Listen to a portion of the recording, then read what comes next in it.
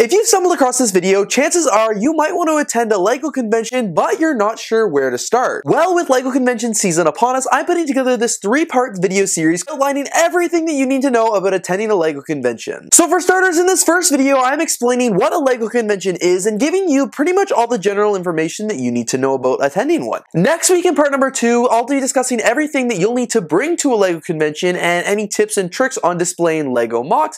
And in part number 3, in 2 weeks from now, I'll be giving you general tips for just attending the convention, including helpful tidbits of advice or suggestions from somebody who's been to several over the last 10 years. And finally, when the 3-part video series is done, I'll be hosting an episode of Ask Brick that will be solely dedicated to answering any of your questions about LEGO conventions, maybe some that I haven't answered in this series yet. So if in the next 3 videos you have a question about attending a convention that I haven't covered, make sure you leave it down in the comments below because I will answer them all in that episode of Ask Brick. So for those of you who may have no idea what I'm talking about when I say a LEGO convention, it's pretty much exactly what it sounds like. These are actually events that are hosted all around the world where LEGO fans gather together to either display or look at LEGO creations in one massive place. The convention center is often divided up by like themes or genres of LEGO build, and of course the entire time you'll be meeting fellow LEGO enthusiasts, playing LEGO related games and activities, building LEGO, buying LEGO, and of course so much more. So pretty much there are hundreds of LEGO fan events held each year all around the world, but many of them follow the same format.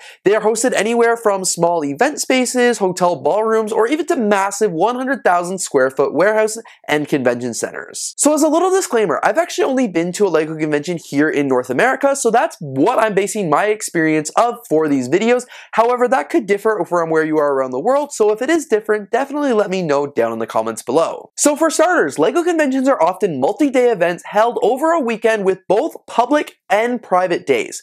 Typically, the public days are on Saturdays and Sundays, and it's where anyone in the public, anyone in the world, can purchase a ticket to attend the show. They come for a few hours, walk around, and look at the LEGO creations. There are often vendors to be able to buy LEGO, and there may be some additional entertainment or activities that you can participate in with the purchase of your ticket. On the other side of that though, there are the private days. These private days are for LEGO AFOLs and LEGO enthusiasts who want to be at the convention center for the full weekend. They can be there anywhere from Wednesday or Thursday or Friday all the way till the very end on Sunday. These AFOLs and LEGO enthusiasts are often, but not always, here to display their LEGO creations, which actually make up all the different creations that you see when the public comes to visit in all the displays. Some people display by themselves and they may bring one MOC or they may bring a dozen, and other people display as part of a LUG, which is a LEGO users group. These are often massive collaboration displays like great ball contraptions, a LEGO city layout, a train layout, or even just a massive build. And of course, you guys, I will have a lot more information about MOCs in future videos of this series, but today we're just going to really focus on the convention itself. So back to talking about the private days. With these private days, not only do you get a table space to display your LEGO collections if you choose to,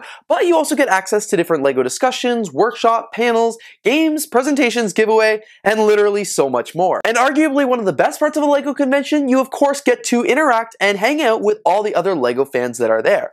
Often these private days are limited to a few hundred to a maximum 1,000 to 2,000 attendees, where public days are well known to have between 5,000 and 20,000 people attending over the course of the weekend. So it's pretty busy. Like the private days are just a few hundred people there, all just walking around. The public days are absolutely mayhem. So the public days are great for those people, especially those with kids who just want to come and experience the magic of a LEGO convention and experience the magic of the brick for even just a few hours. You come pretty much for as long as you want during the open hours of the show. You look around at the amazing LEGO MOCs and creations, you can chat with a few people, maybe buy a few things, and then head on your merry way home. As I mentioned, the whole experience is only a few hours long, and there isn't really any prep work to do other than, of course, buying your ticket. But then you really just show up the day of, and there's not a lot of commitment. If you are interested in visiting a LEGO convention during the public days, I would, however, recommend that you do buy your tickets or make sure you come early, because there's always a long line of getting into the convention center. A lot of people who choose the public days may want to try and be there for the entire duration of the show, so they'll come as early as possible and leave as late as possible, so to avoid any disappointment and to ensure that you get the most time in the show, show, definitely make sure you attend early. If you've never attended a LEGO convention before, you might not know, should you be choosing the public or the private days, and that's kind of what I'm going to help explain to you here. So for starters, if you are coming for the private days, I would recommend you come for all of them, but we'll talk a little bit more about that later. However, on the other side, if you are coming for the public days, which day you actually come to the LEGO convention may be dependent on what you actually want to get out of the convention. So if you're coming to primarily do some LEGO shopping, then it's probably best if you come on Saturday, because that's where you'll get the best selection of items at the vendors, because their stock is going to be at an all-time high. But if you don't really care about the vendors and you're primarily here to look at the LEGO creations, you definitely should probably come on a Sunday, because you'll have a chance to see everything and there will be way less crowds. Now on to talking about the private days a little. The private days are going to be great for AFOLs and LEGO enthusiasts who may want to display their LEGO build or just be completely engulfed in the LEGO convention for the full 4, 5, or 6 days, whatever it might be. Registration prices for the full convention are definitely quite a bit higher than if you were just attending the public days, but that's because you not only get more days, but you also get a lot more from the experience. So for starters, many of these conventions do give you a goodie bag. They may give you a brick badge or a lanyard, an event set, a 1x8 brick, and so much more.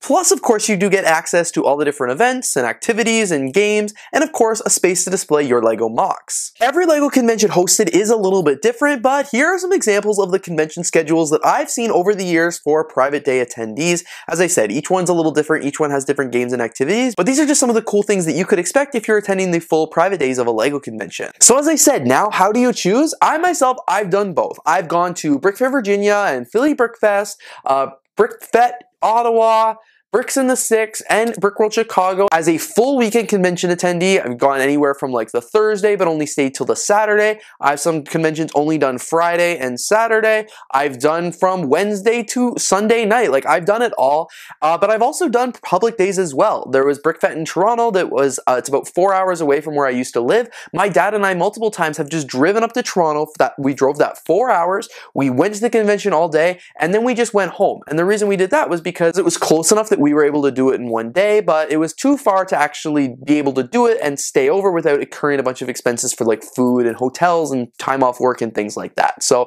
I've done both. It's really whatever you want to get from the most of your LEGO experience. If you are not able to do a 4-day convention, maybe can only come to 1 day, definitely still do the 1 day.